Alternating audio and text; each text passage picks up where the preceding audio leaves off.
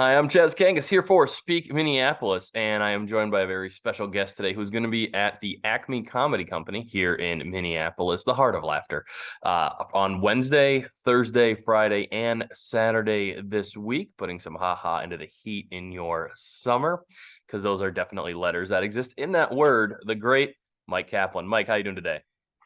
I'm so happy to be here. I love Minneapolis. I love you. It's always great to chat with you, whether about my upcoming shows or otherwise. But no, I truly, Acme is one of my favorite comedy clubs in the country. I've recorded multiple albums there.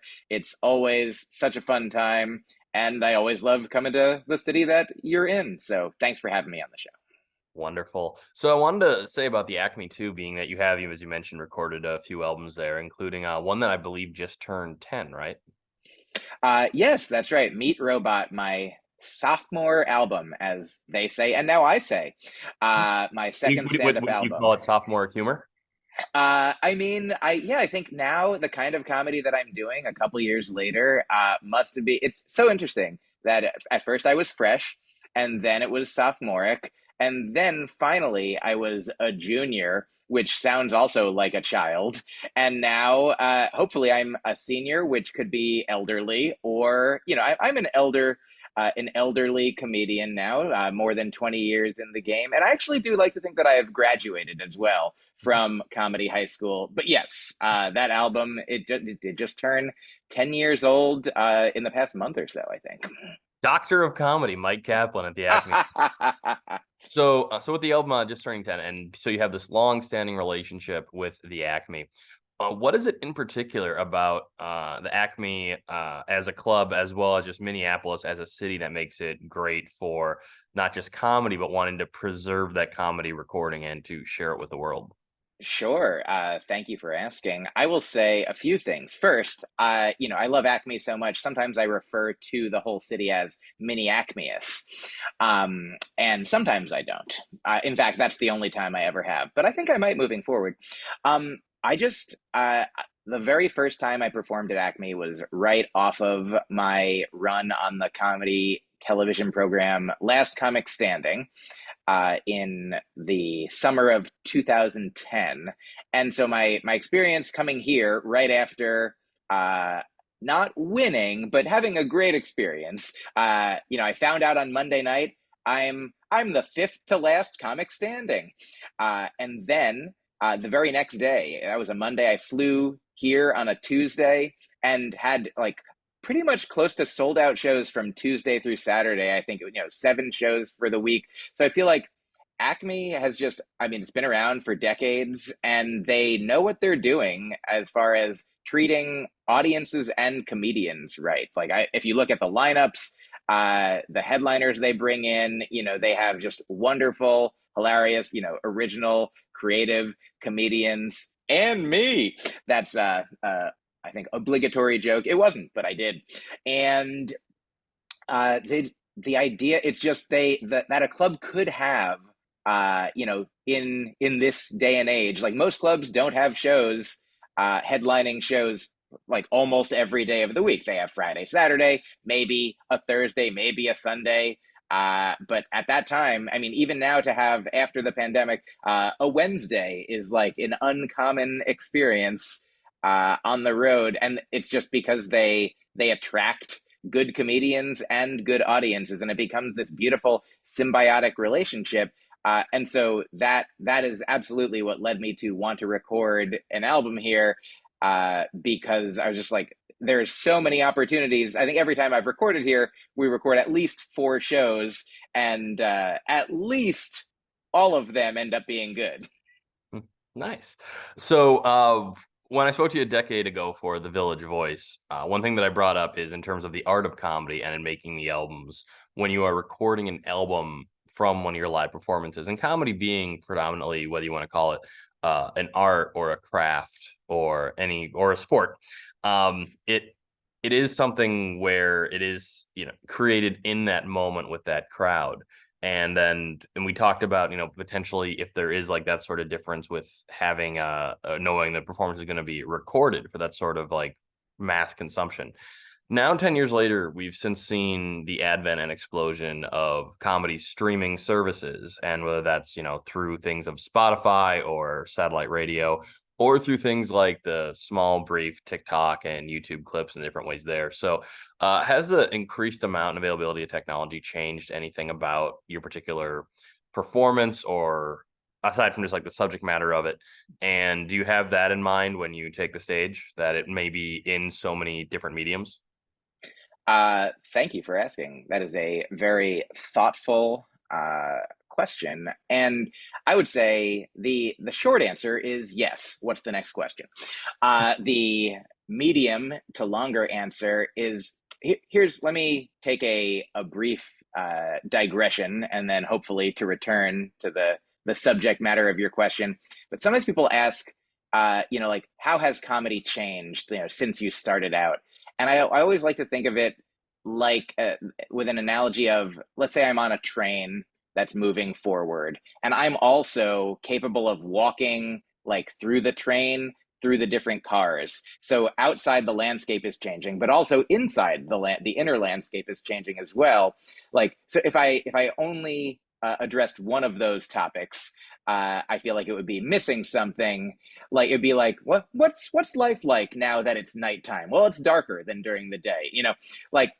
But when somebody says, "What's your," the audience, when I started out, one main difference is the audiences didn't laugh at my jokes as much. Oh, have audiences changed?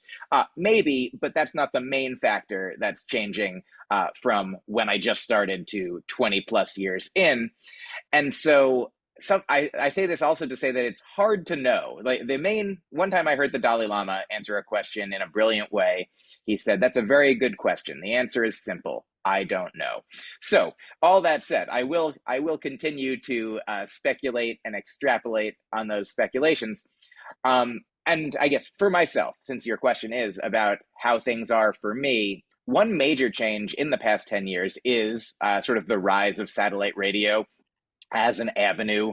And one channel in particular that I now have an album or two playing on pretty regularly is the Laugh USA Sirius XM channel, which is mainly a clean comedy channel.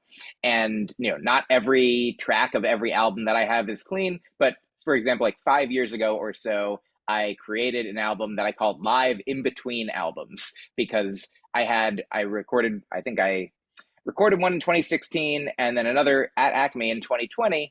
And they both had like greater sort of connectivity in the subject matter than any other album that I had created before. So I ended up with all these jokes that didn't necessarily fit with either of those themes, but I still liked them and wanted to share them. So it became sort of like the album of misfit jokes. These jokes didn't go anywhere. So now they all fit together here.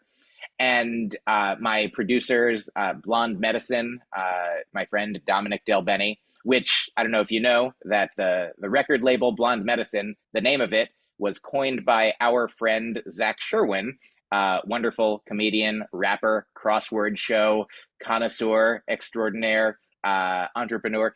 I'll keep saying words. But Zach took our friend Dominic Del Benny's name and anagrammed it, and now it is Blonde Medicine. So Blonde Medicine, the record label, has put out my last few albums. They're fantastic folks to work with. And they put out AKA, my 2020 album, and they also put out the Live in Between albums, which only became widely available this year because for the past 5 years it was mainly only available on the streaming service. So there are a lot of certainly there's a lot of comedians out there who are really upping their TikTok game, their brief comedy video, be it crowd work, shorts, or whatever it might be. I've been doing that occasionally a little, but also my time has been full with many other things. And to zoom out and get back to the exact question you're asking, when I'm performing most shows, I'm not thinking about what's going to be recorded, unless it's a recording. Unless, I do often video my shows. Sometimes clubs have videos set up, which is nice because it used to be when I was starting out. I remember like I had a camcorder and not everyone had one. And a friend of mine was like, "Can you tape me tonight?" And it became a big deal like if somebody was recording, it would be, costly in time and energy and money and resources. And now, thankfully, it's not as costly. I mean, obviously, there's probably greater costs to the ubiquity of phones and technology and internets. But one benefit is that, comedians can record nearly every set that they do if they want to. And so I record a lot of my sets just for sort of archival purposes. And if I do end up, riffing something that I think might be fun to include as a clip on social media, then I'll take a note of that. But I'm glad that I don't have to I don't have to think about that all the time. And so I'm glad that I don't think about it all the time. Like right now, the shows that I'm doing at Acme this weekend, I think the club will record them, but mainly this is an hour of comedy that I'm preparing to bring to the Edinburgh Fringe Fest. And then after that, to record as a special, as an album, to get that so that people around the world, people who aren't just at the live shows can see it. And I guess the good thing is that most shows that I do are not, comedy special tapings.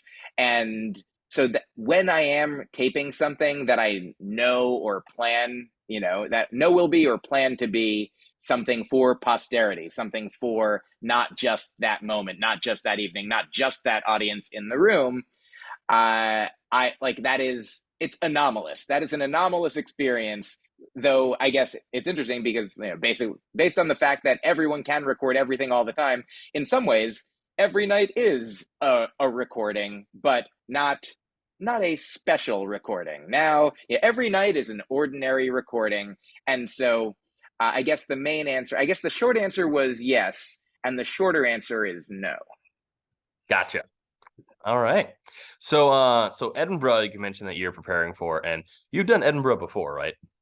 Yes, 2018, I brought an hour of comedy there that became the last album that I recorded, AKA. Mhm. Gotcha.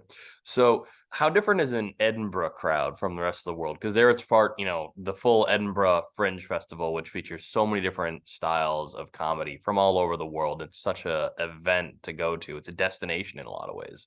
So does that, when you're preparing, as you mentioned here, like jokes for that, is there any particular parts of the humor you got to make sure transcends, or is there something like different in mind for the theatrical presentation, as it were, of something like Edinburgh?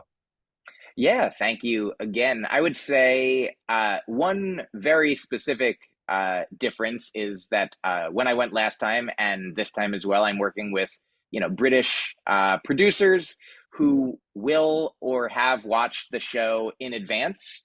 They will have watched the show in advance by the time I get there to essentially just make sure that, like, when I was coming over 5 years ago, they told me, "Oh, you have a joke about the TV show Jeopardy." In the UK, we don't have the TV show Jeopardy, so the only people who will be familiar with the TV show Jeopardy are people. They literally told me this. There's like people here who have seen the movie White Men Can't Jump. They'll know what Jeopardy is from that movie. So I was like, oh, if I want to include, I can obviously make the choice to keep that joke in, or just at least I'll be aware that it won't, if familiarity with Jeopardy is necessary for the joke, then consider that. And other similar things are like, less big deal things, but they're like, oh, and you mentioned Family Feud. Here we do have that show, but we call it Family Fortune. And we call the game Clue Cluedo, and various other sort of just linguistic vernacular that is different. And here's the thing too: is not every audience member is going to be British, because like you said, it is a destination sort of, it's the biggest festival of its kind, I believe, in the world. And thousands of shows a day, and so it must be tens and hundreds of thousands of people coming throughout the month.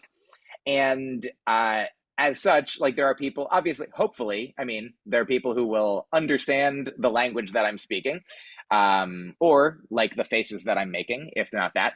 But I feel like the good news is there's such a wide range of audience coming that sometimes people ask me in the States, like, when you travel to a different state, do you have to adjust your material because you're different than the places that you're going?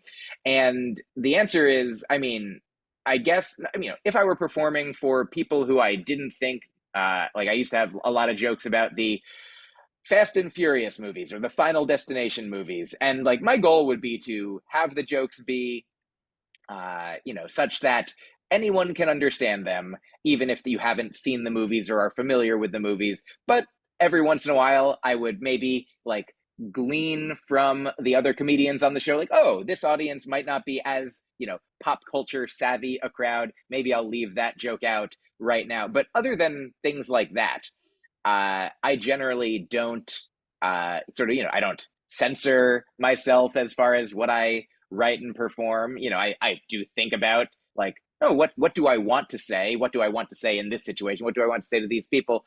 But when I'm traveling through the states, whether I'm going, red state, blue state, purple state, like I'm still me, and I'm not going to become a different person and hold different views or write different jokes for different audiences.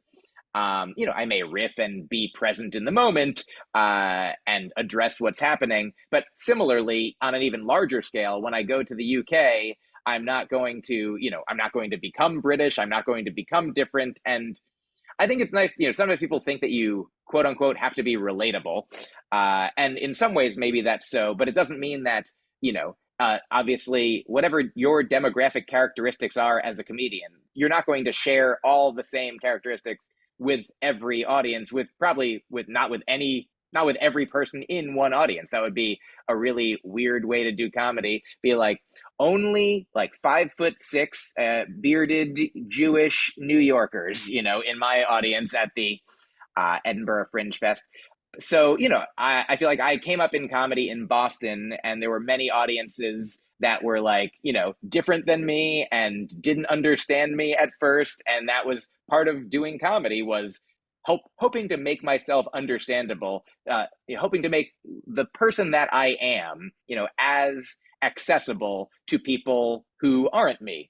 I feel like that's maybe the job of comedian or artist or human being, to exist in the world as yourself and also connect and commune with others. So yeah, when I went there, I didn't know what to expect, as far as audiences in general. To answer your question, I would say there is not even one specific kind of like quote unquote Edinburgh audience. The same way that like if people are like, what are audiences like in New York? Well, an audience full of tourists in Times Square is different than an audience full of, for lack of a better description, hipsters in Brooklyn. The alt comedy scene of, the Village or the Lower East Side, like, is different than, a club like Gotham or Stand Up New York or the comic strip. Like, New York is full of millions of people plus however many people are visiting.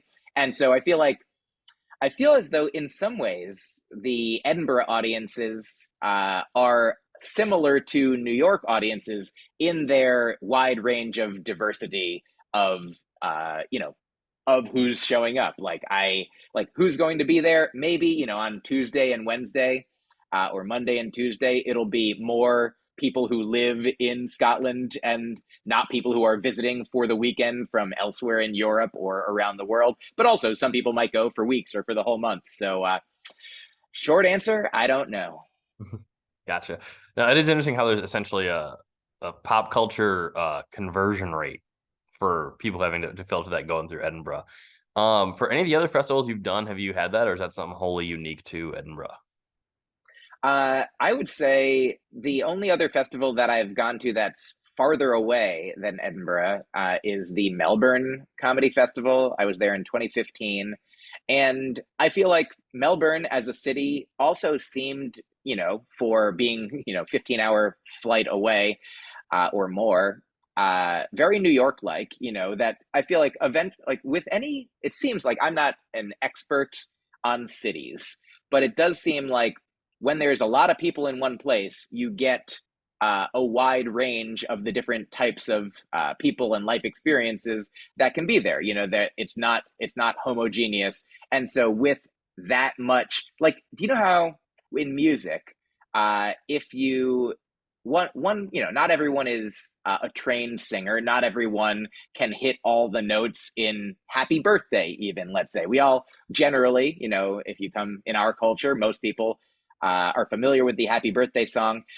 And if you ask any individual to sing it, you might get a wide range of manifestations of that song, recognizable or not. But if you have like a room full of people singing it, it almost always sounds like good enough. It sounds like it's sort of everyone kind of melds together. Like I don't know if the States really is a melting pot, but I feel like singing Happy Birthday does become a melting pot of sorts when everyone's like, yeah, we're all kind of singing the same thing. And so I feel like in that way, like cities and audiences in big cities or audiences at comedy festivals where people are coming from many different places is get not becomes homogenized, but becomes, integrated in a way that I didn't feel like when I was in Australia that I had to do anything different than I did in the States or that I did in Edinburgh. And then some of the other festivals I've been to are like the Just for Laughs Comedy Festival in Canada, which, Canada is not America, but it's right there. And, we share a lot of a lot of culture, pop culture, like, and comedy, sort of the comedy business and art. I feel like, art, it doesn't stop at the border and become a completely different thing. So yeah, I would say that in general, I mean, I don't have that many. Most of the other festivals I've been to have been in the States, and so are even more similar to my experience of being in the States as being out of it. Yeah. Well, we're excited to have you here in Minneapolis, a suburb of Canada, for July 12th, 13th, 14th, and 15th at the Acme. Myq Kaplan, as always, so wonderful to see you. And yeah, I'm looking forward to once again enjoying having the laughter emerge from my body as being conducted from your humorous sorcery. Thank you so much for your kind words and making laughter come from my body by saying it like that. You're the best. Thanks so much for having me. You're the best. Love you, Myq. Love you.